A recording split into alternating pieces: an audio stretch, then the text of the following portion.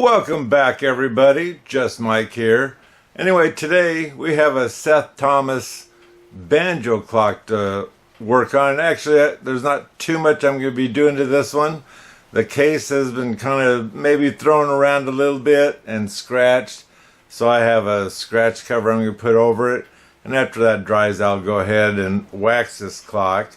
Now, this clock has a lever in there that you can slide over and stop any chime that this clock will have, and I have a feeling this clock has been like that forever. Some people just can't stand the sound of a clock going off, I guess, and in so many words, I don't understand it. Why would you have a clock? But then again, that's how some people are. Anyway, let me show you this clock and whatnot. So this is my clock. It's a key wind clock. This here, the best I understand, is around 1960 they started coming out. They sold them wind up, they sold them electric, and they also sold them as a battery clock. This one here has the glass down there with this type of deal, and yeah, the pendulum's on it. You can see the pendulum tick, which makes this clock kind of nice for that. Now, I personally, I think this clock is, let's call it a cheaper one, or maybe it's because it's older, or not that old. I mean, it sounds not that old anyway. There's chime rods right there.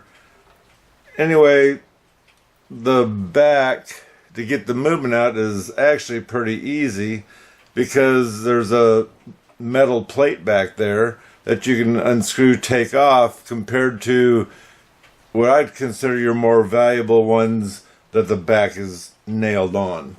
But we'll get there in a second. Anyway, you have this piece here with a glass, and to get it out you have to have this door open because it covers it and holds it in place. This here comes out, and you can see the top, it slides up in, and this way you can see your chime rods, your hammers, your pendulum that goes down to the bob. So that's kind of nice. I've never had one, so I've never known. At least that's how this one works. Right across here is where the door comes over to hold it in so it doesn't fall out. Here on the back side, like I say, it's a metal cover that I was talking about. And I wanted a banjo clock, and so I got one. This is one here is quite affordable. It doesn't have the ball with the eagle sitting on top. And if that's what you want, you should probably see about buying one of these with it already on there, because looking on eBay, for example, parts are expensive, and you'll wait forever before you buy one because you look for the right price. But $45, $65, I'm not paying that. I'll put a wood one in there first. Here it has the instructions on how to run this clock.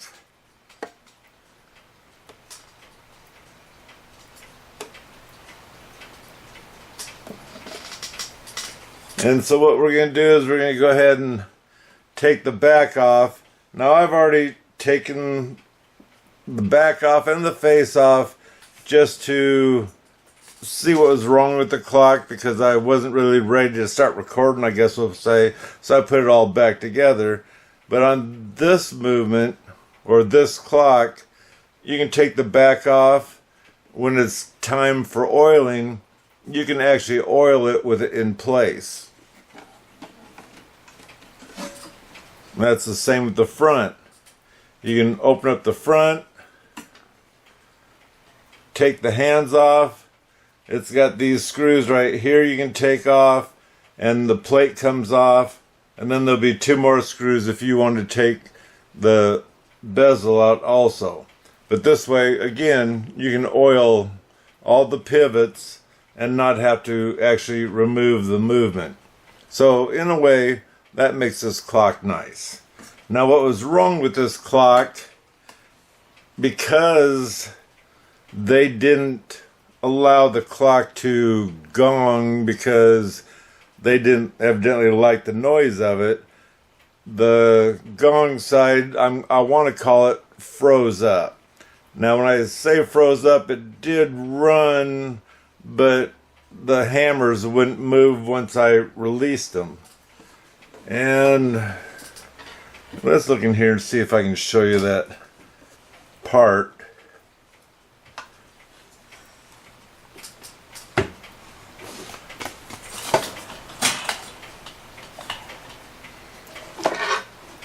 Right here is the lever. Let me get a screwdriver, it'd be easier to move it. Right here is the lever that you would move and push it up.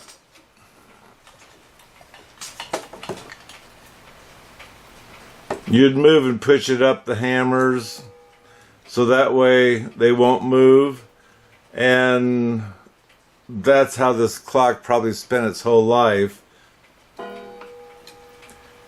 And what the problem was, once I released it, I'll show you when I take the back off, but the part, it's a two-piece part that actually makes these move, and they weren't moving worth a hoot. And I'll show you and tell you what it was once we get back there. Let me take the back off. This only has 2 screws. It's missing the screw over on this side. There's the metal pan.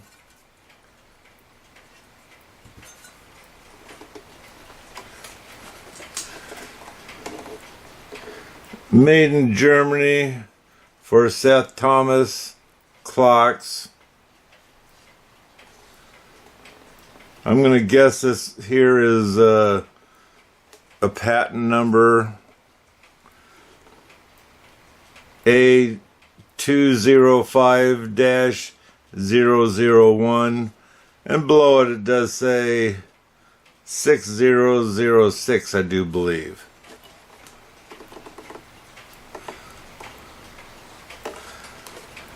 So here's the lever that you would stop the hammers from moving.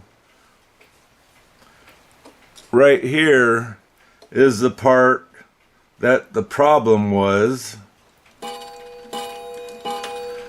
What the problem was is from here, the lever comes over and then just pops up, and then there's a loop in here for it to hook to the hammers, and this lever was pushing so much this away that it caused so much pressure that they wouldn't move. Once I bent this wire back so it wasn't so much pressure on it, it moves just fine now. So let me go ahead and turn or have this chime.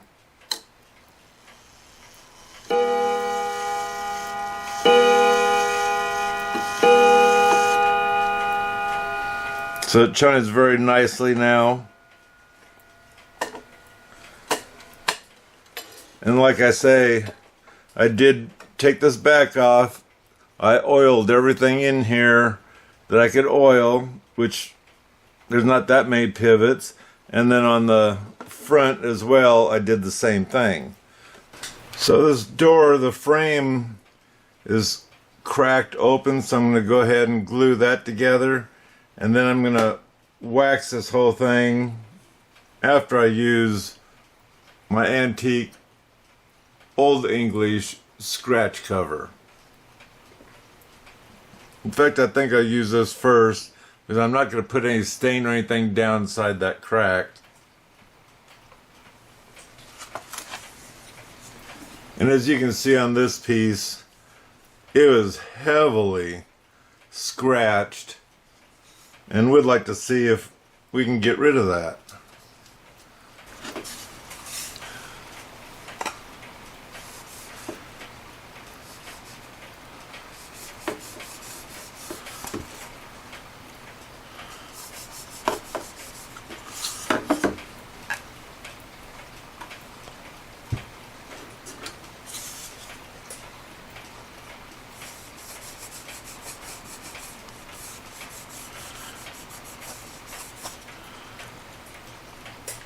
It hides it. If you do the 10-foot rule, you won't be up against the clock. You got to get down in there though to get to the fresh wood that needs some staining done to it.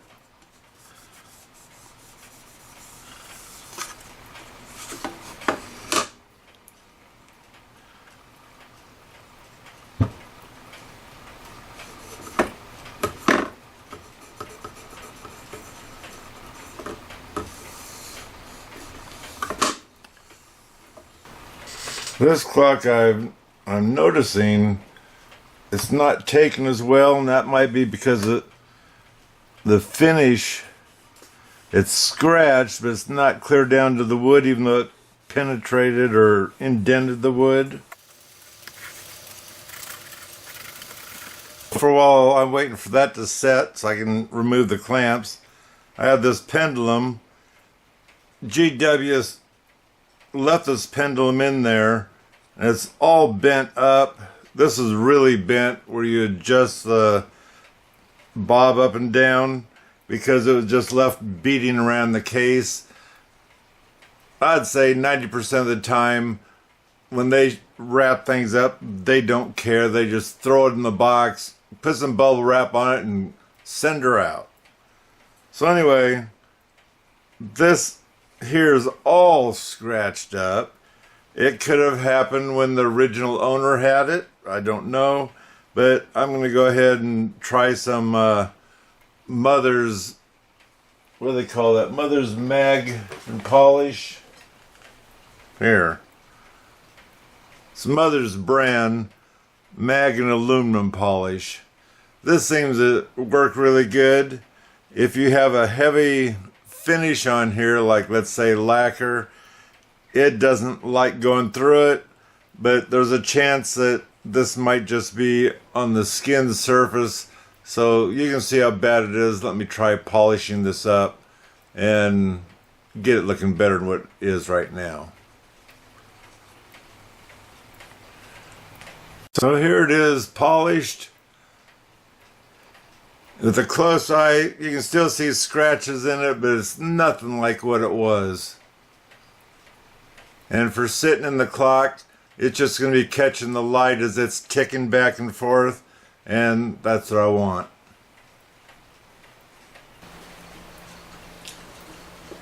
So I don't know if this here is unlevel the case. It does rock back and forth. But there is inside here a place to put a nail through to hold this clock from moving back and forth, to keep it from, when you're winding it, to be moving out of balance or out of level.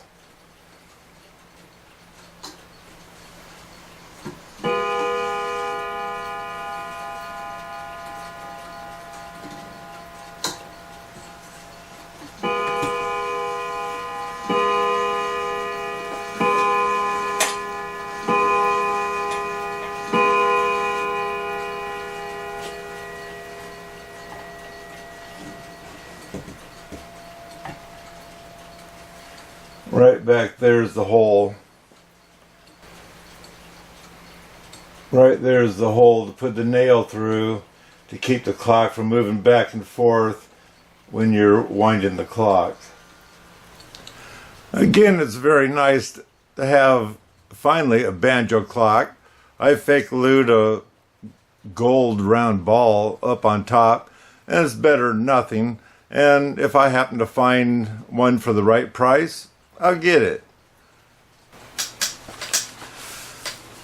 Looking in the catalog of Time Saver, they do have one here, It's not exactly the way it's supposed to look, but the bird is facing the right way. It should have a ball underneath it. And let's see, a 2-inch tall one would be $6.25.